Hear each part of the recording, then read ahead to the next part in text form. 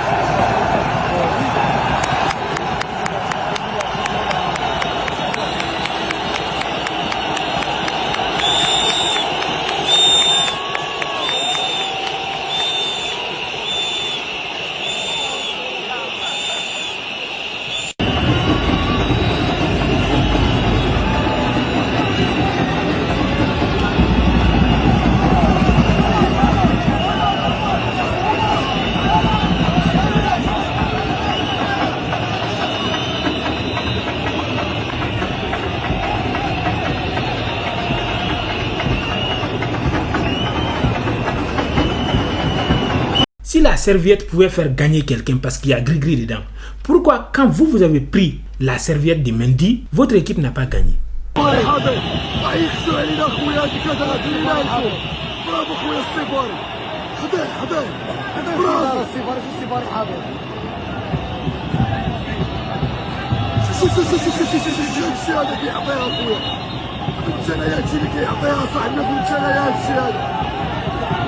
Il y a plus de 65 000 Marocains au stade. Vous êtes moins de 10 000 personnes. Si vous descendez sur le terrain et que vous vous faites encercler par 10 rangs de Marocains, vous allez faire quoi? Vous allez partir où? Vous allez voler?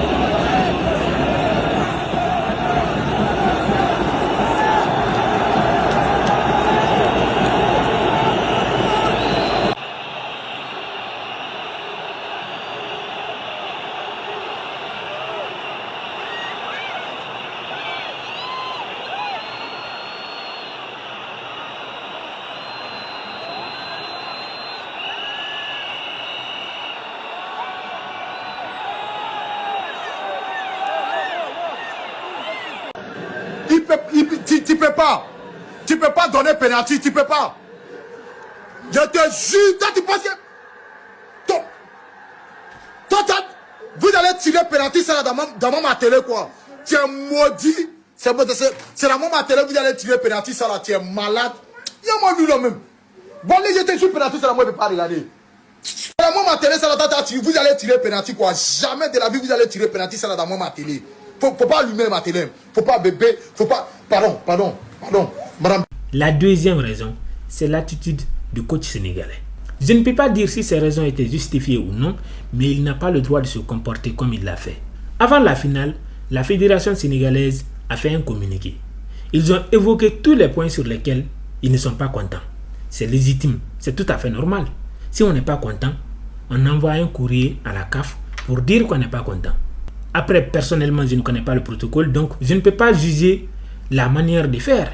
Est-ce qu'il pouvait le faire de façon discrète ou c'est uniquement de cette façon-là qu'il pouvait se faire entendre? Je n'en sais rien et donc je ne peux pas juger cette façon de faire. Par contre, après, il n'était pas censé de revenir aborder le sujet devant les médias. Parce que c'est déjà réglé. Oui, ce qui s'est passé, c'est pas bien, on est d'accord, mais c'est déjà dit et traité. Pendant le match, c'est lui qui demande à ses joueurs de rentrer au vestiaire. Non, ce n'est pas à un coach de faire ça. Pour qu'un coach demande à ses joueurs de rentrer au vestiaire, il faut qu'il y ait un risque sur leur vie. Et en principe, il n'a même pas à le faire. Parce que les officiels sont déjà là. La CAF est représentée sur le terrain. Donc s'il y avait un incident majeur qui menaçait la vie des joueurs, forcément l'arbitre allait appliquer le protocole. Que le coach sénégalais ait décidé ainsi, peu importe l'injustice qu'il subissait derrière, ça ne renvoie pas une bonne image du football. Et je pense que c'est l'une des raisons pour lesquelles cette finale est devenue tristement célèbre. La troisième raison, c'est l'attitude de quelques joueurs marocains et des stadiers. Le rôle des stadiers sur le terrain, c'est assister les organisateurs et surtout aider à protéger les spectateurs. Vous avez bien entendu, leur rôle, c'est de protéger. Mais qu'est-ce qui s'est passé avec les stadiers marocains? Ils volaient les serviettes des gardiens de but. Cela a commencé avec le gardien du Nigeria. Mais apparemment, ça a commencé même bien avant. Parce que certains disent que ça a commencé avec le gardien camerounais. Mais nous avons tous vu les vidéos et les images du gardien nigérian qui, à 3 reprises, partait récupérer une serviette. Et quand il venait, on lui volait ça. C'est quoi l'intérêt de voler la serviette d'un joueur? Et qu'est-ce que je vois sur l'internet? Certains qui justifient en disant que c'est parce qu'il y a des gris-gris. À quel moment un gardien se déplace avec des gris-gris dans son pays pour venir gagner? Dans quel monde les gris-gris gagnent les matchs? Justifier ça ainsi, c'est du racisme pur et simple. Ça veut dire que partout où vous allez voir un noir dans un but avec une serviette, automatiquement il y a du gris-gris dedans.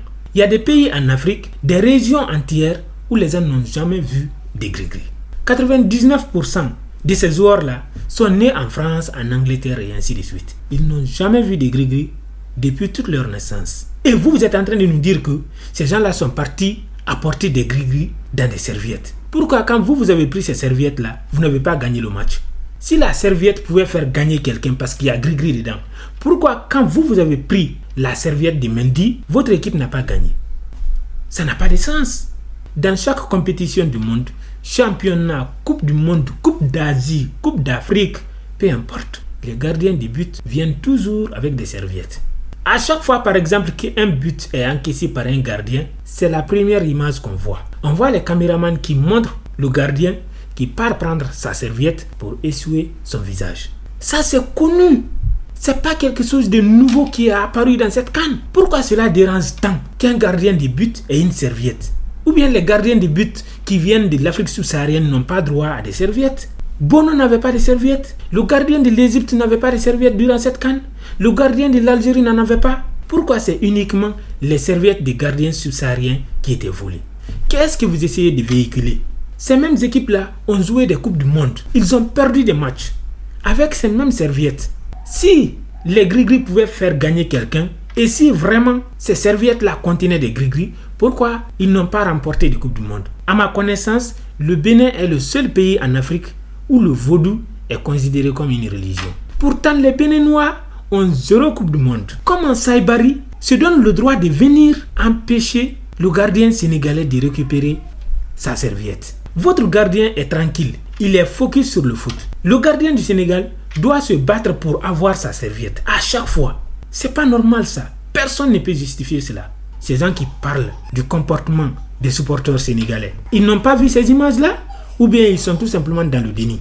Parce que quand je vois ce genre d'image, ça fait honte. D'ailleurs, aujourd'hui, c'est l'une des images qui fait le plus de buzz au monde. Vous avez parlé des gris-gris, mais le monde entier est en train de parler des vols des serviettes. C'est une honte.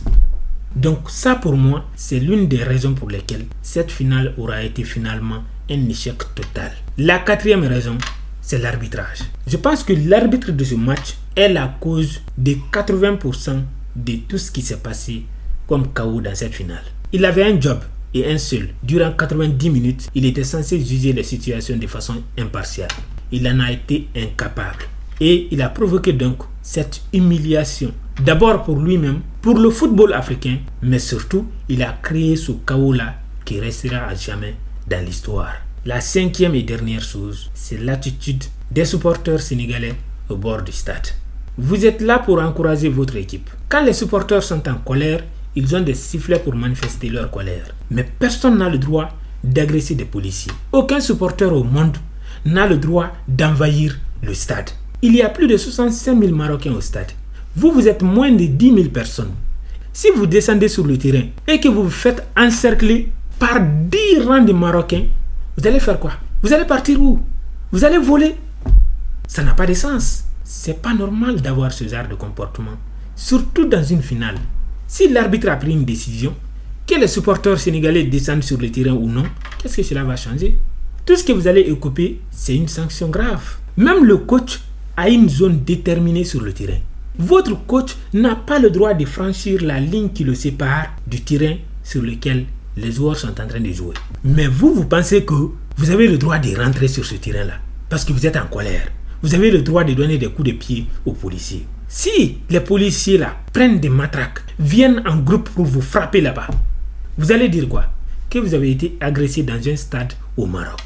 C'était juste pour chercher des excuses. Sinon vous saviez que vous n'aviez ni le pouvoir ni l'influence de changer les choses. Le peuple sénégalais, les supporters sénégalais sont censés donner le bon exemple du fair play.